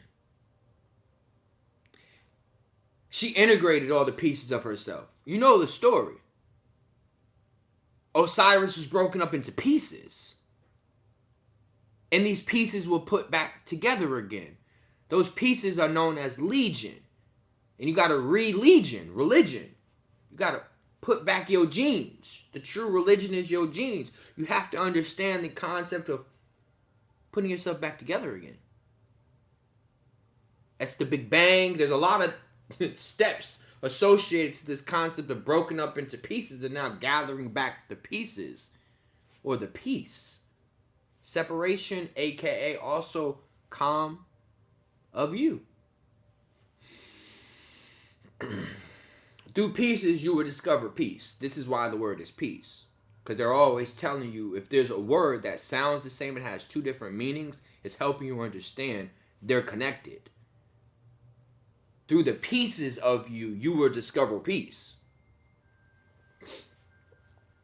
I thought about Osiris when you talked about the dude earlier being paper all torn up. It's a good point, good catch. Y'all smart. Y'all smart. Alright. So, every time she pulled down an amnesia wall, she faced a memory. The moment she faced the memory, she was no longer puppeted. When she was no longer a puppet, she became real again. She became a person again. She became in control again. Pinocchio, another MK Ultra subconscious programming movie. She basically said this. To reclaim the pieces of yourself, you have to understand what is yours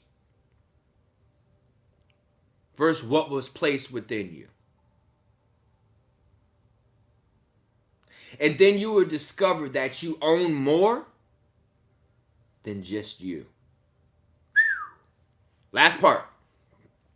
So whether you see Kathy O'Brien as a whistleblower, a symbol, a psychological case study, or a mixture of all three, her story forces a question. Who or what is holding the remote to the mind?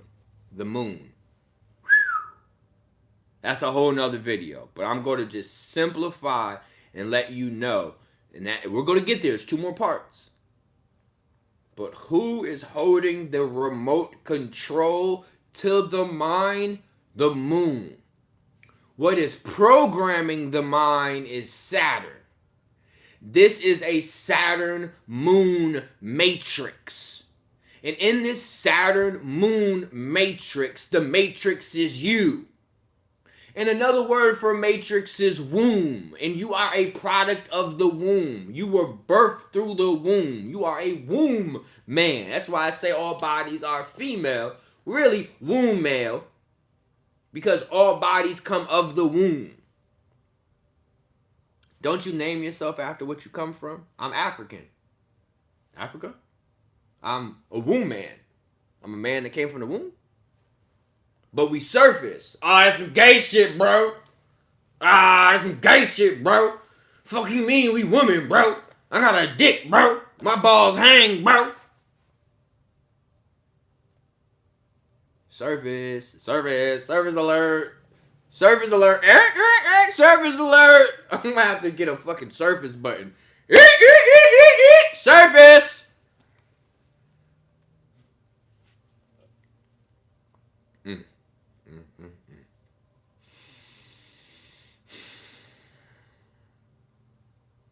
Who or what is holding the remote to your mind?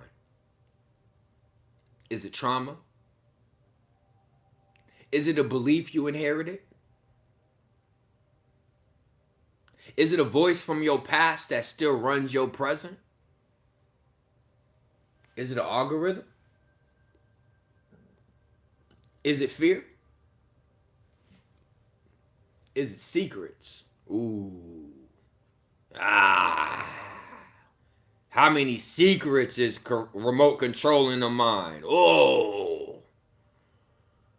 Because mind control doesn't always look like a secret lab or a man in a black suit. Sometimes it looks like you saying yes when your whole body want to say no. You shrinking your voice because someone said you don't have one.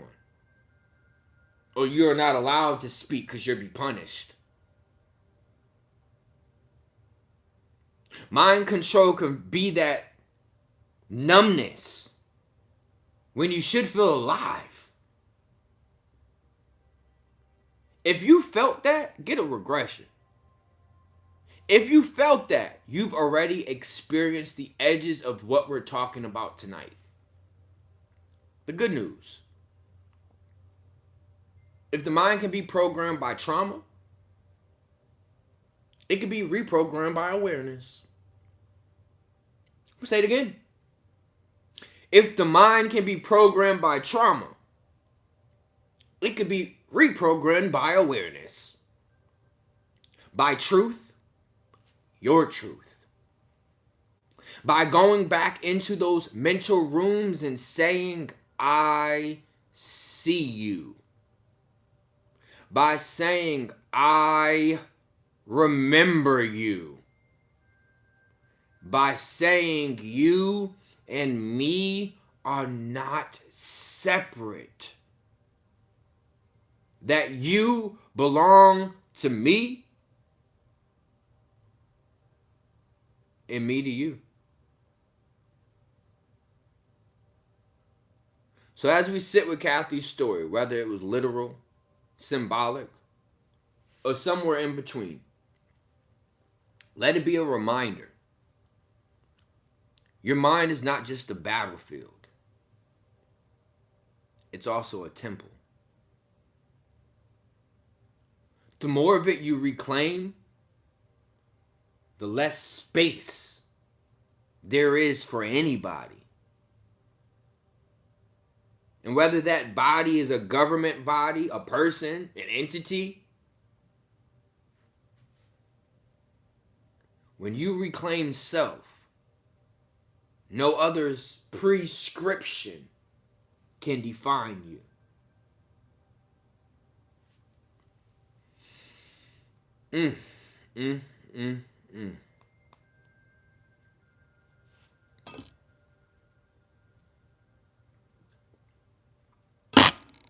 Make sure you hit the like button.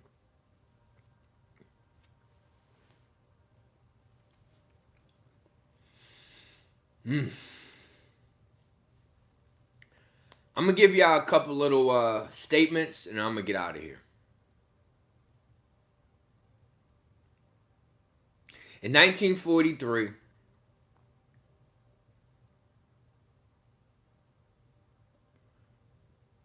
During the height of World War II, various government agencies came together, ARPA being one of them, to make a ship disappear. And not only disappear, but actually to teleport. To go from one direction to the next. In 1947, they developed teleportation. But they developed teleportation for a very simple idea. They needed to help soldiers get to their destination without dying. See, prior to 1943, too many soldiers were getting killed heading to the front line. It happened in France. It happened in Germany. I mean, you know, friendly fire, people from the back shooting forward. Just weird stuff. How do you have a military show might if they can't even show up to the destination? Too many soldiers were being killed literally heading to the front line. So they convinced Congress and others that matter to allow this teleportation technology to be developed. And in doing so, they were able to teleport people. Started getting children involved in the teleportation process called Project Pegasus, because a lot of important individuals had children. And they wanted to know what were the effects of teleportation on children. So they started to recruit various children for teleportation programs. Teleportation was originally created to move soldiers, but eventually was to move important people. But they started to develop ulcers and tumors based on teleportation. Simply because it takes one's inertia to allow teleportation to work in the first place. Now, to get into inertia and all that, that would be a different video. But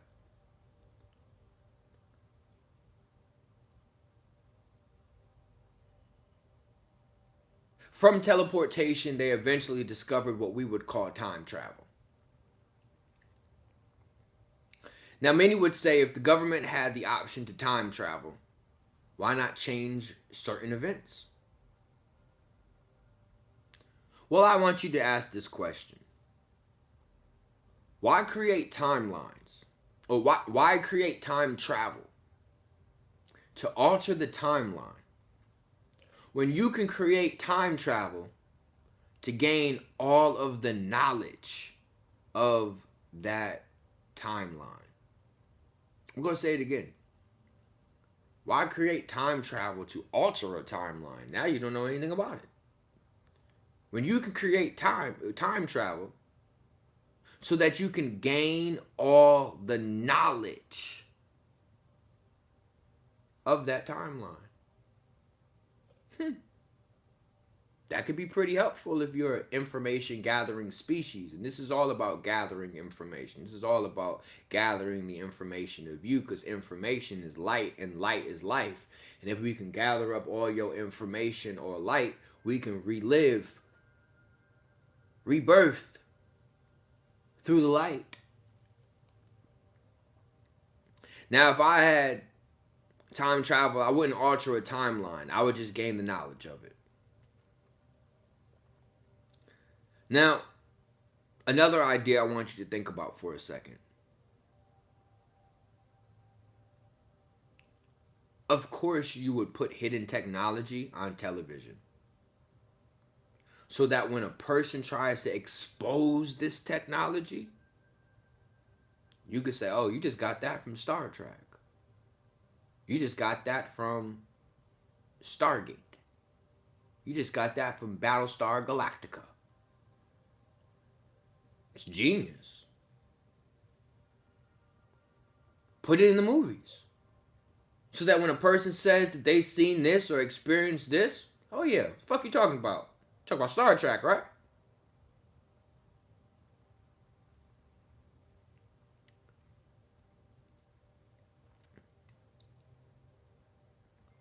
Gods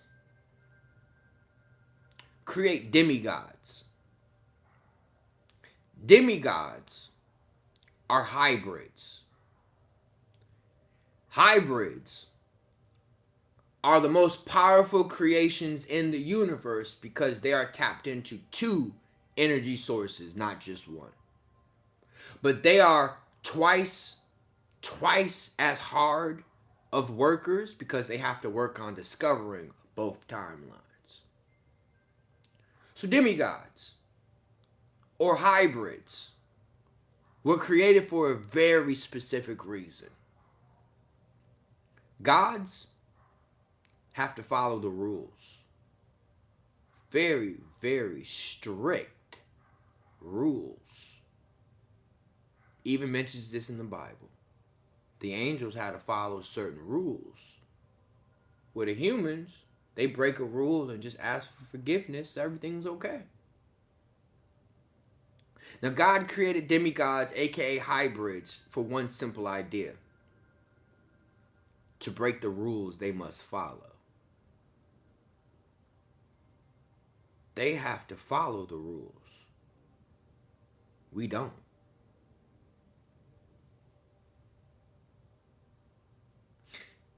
And if we can break the rules,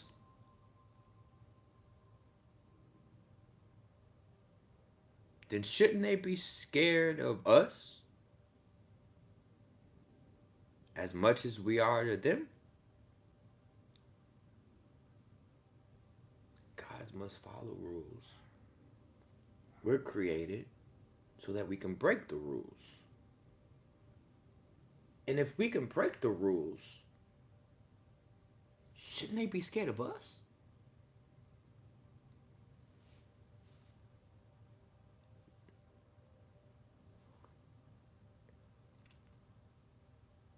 I want you to keep in mind, to these extraterrestrial beings or these aliens or these gods or whatever, you're small to them. And they depict this a lot. This is why they show themselves 9 foot, 10 foot, Anunnaki, blah, blah, blah, blah, blah, blah, blah, blah. 10-foot giants, large beings. Because you're small to them. And you would be like, well then shit, we small. What we supposed to do to a giant? Ask David. On King David, shorty. You want to ask how something small can take down a giant? Ask David. Now, I'm going to give you a simple analogy. To the gods, we are small. Things that are small can sometimes be scary. And things that are small and scary have the tendency to get squished. Think of a human scared of spiders, of bees.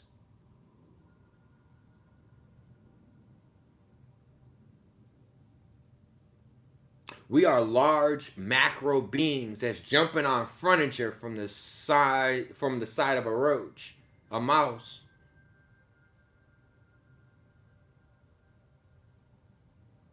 Our big asses is scared of the spider, of the flying roach. And your instant response is, ah! You scared.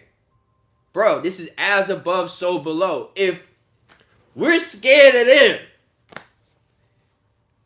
what do you think they are of us? If a tick can take us out, can we take them out? Just something to think about. That's why I wanted to kind of, circle it and conclude it there for you to really sit and digest that. CueReaves.com, family. You want a 15-minute consultation, 15-minute one-on-one, 15-minute connection with me? Reach out, email, CueReaves@gmail.com. My phone number is usually listed on these videos.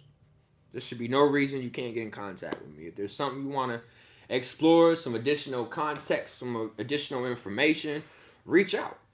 We can figure it out.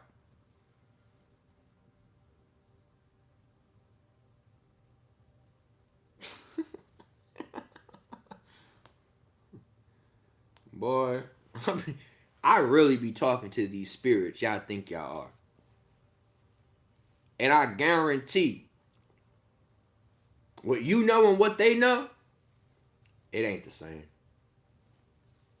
It ain't the same. But I'm about to get out of here. I feel like we were able to kind of get to that. You know what? Fuck it. Y'all got any questions? I'm gonna take like 2-3 questions. 2-3 questions. Y'all got any questions? No question is wrong. No question is wrong.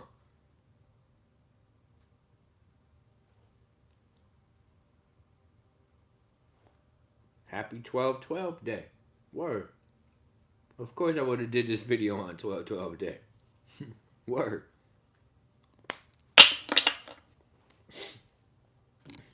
Make sure y'all get y'all water, family. Make sure y'all get y'all water. I'm going to emphasize on all 4 of these videos. Get you a good glass water. You can't go wrong.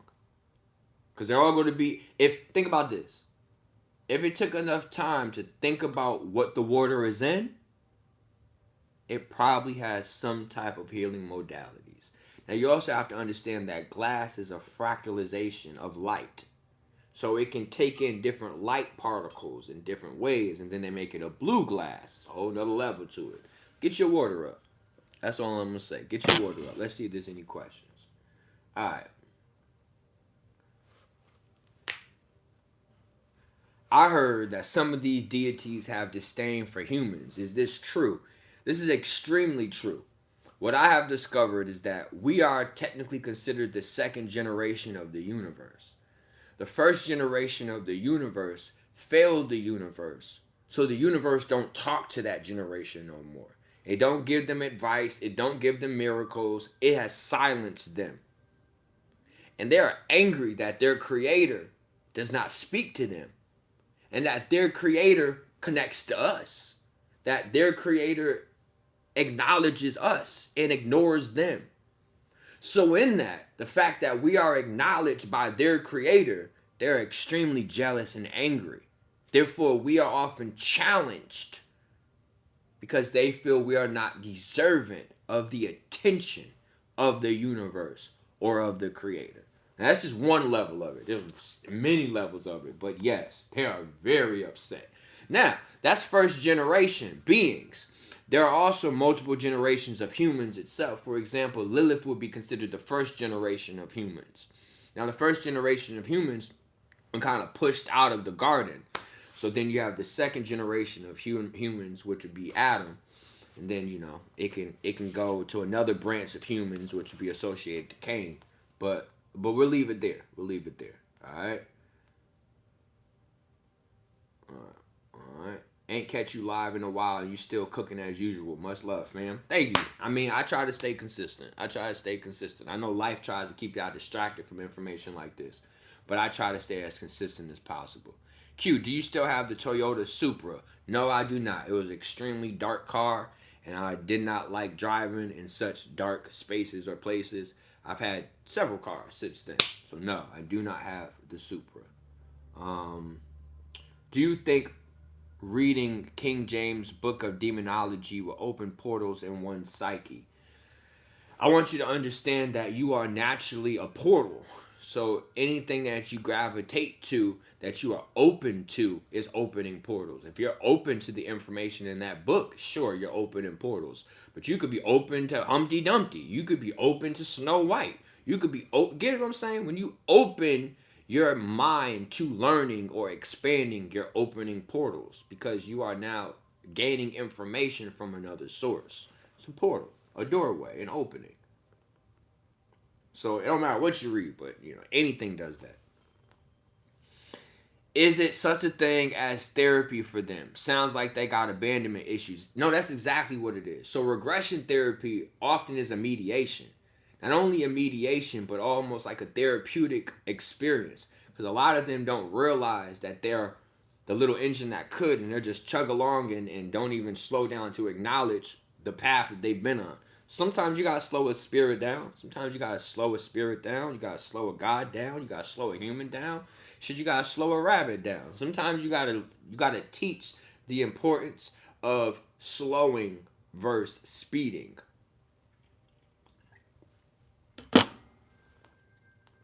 Thank you so much for the $2 gifted, family. $2 holla. Keep cooking for mama, family, all day. What do I think about the Kabbalah? The Kabbalah is really a terminology to explain three different polarities. It's the Ka, it's the Ba, and the La. All right? The Ka has always symbolized the spirit. That's why it's Caucasian, the spirit of the Asian. Kakaku Mountains. All right? The Ka has always signified the spirit. I'm going to capture you. All right? Picture. It is always associated to the spirit. So anytime you hear the word Ka, you are now learning the science of the spirit. Now, this book is a trifecta. It doesn't just learn about the spirit. It also learns about the Ba. And the Ba signifies the body. It has always signified the body. Even what we refer to as a Baba, which is a father-like figure.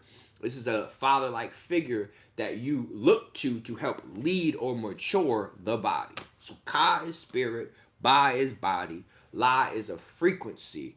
La, la, la, la, la, la, la, la. It has to actually do with a frequency or a sound. It's really to show allegiance to, what do you call it? A, I, E, O, U, those frequencies, those primordial sounds. But it's basically to show you the importance of sounds or the importance of song. So Kabbalah is a book that uses sound to influence spirits and to influence the body. Kabbalah. Use sound to be able, and you can capture a sound to a symbol. You can have a symbol symbolize a sound. What do you think A is? The letter A. It's a symbol that symbolizes a sound. So you could trap a sound in a symbol. So they use symbology and sound to kind of summon spirits or the dead and control the body. Kabbalah. It's a book that basically, it's a spirit cooking book. That's interesting. I always wondered about healing in spiritual realms, especially for people who have transitioned before they can use their body to heal all the way. Yeah, they're going to use your body if they ain't have their body to heal. You got any other questions? You got any other questions? Any other questions? Any other questions? Questions? Any other questions? Any other questions? Questions? Because if not, we going to get out of here.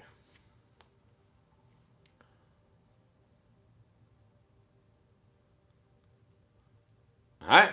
Sound like we out of here. So, I appreciate y'all for dialing in. I appreciate y'all for giving me y'all time on a Friday. I mean, realistically, I used to do like clubs and parties and stuff. To get 100 people to come through a private party or something along those lines, that wasn't the easiest thing to do back in the day. So the fact that I kept 100 people here just listening and building, we ain't using all that extra PowerPoint distraction stuff. We just building and communicating. It's beautiful. It's to know that 100 of us can stop, pause, and kind of build on certain things that we may be feeling. So I appreciate y'all. Thank y'all for listening. I know you're saying thank you for the live. Thank y'all for listening.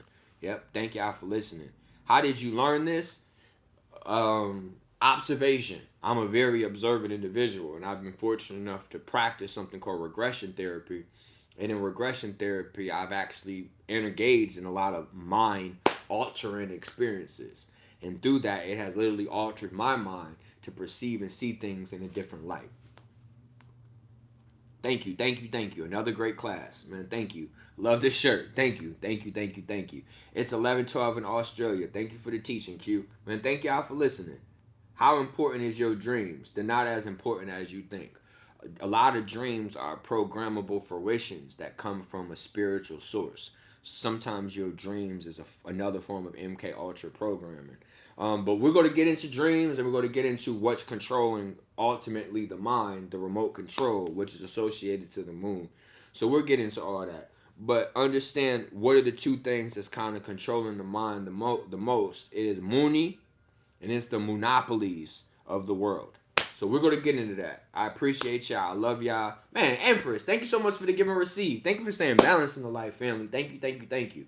This platform has kind of done some weird things over the last few months. So anything that y'all offer or anything y'all can contribute, I really appreciate it. I don't want to use the word shadow banning or nothing like that. It's just I realize that certain information I display can sometimes be a little disruptive to the system we're in. So they try to put some of my videos on the back burner. And I'm not really throwing up like shorts that could be distractive or trick the algorithm. I'm kind of slowing down with that and trying to get back into the information. So thank y'all for supporting the channel. Thank y'all for doing what you can. And anything else that I can offer, any way I could extend the thanks and appreciation, let me know. But if you want to connect with me, 15, 20 minutes, I got you. It's free. You don't got to worry about nothing. You don't got to worry about any of that. I got you. And if you want to do this once a week for 56 weeks this year, I got you. You know what I'm saying? And don't feel like you got to owe me. Don't feel like there's nothing. I'm honored to be able to connect and exchange with y'all. All right? I love y'all. I appreciate y'all. Thank you. Respect to you. Respect to everybody. Respect to all the mods. Respect to everyone that has offered a give and receive. Thank you if you hit up the Chime or hit up Cashapp or Venmo or any of those other situations. Love y'all. Appreciate y'all. Part 3 will be coming soon. Next video will be the importance on the name. Till next time. Peace.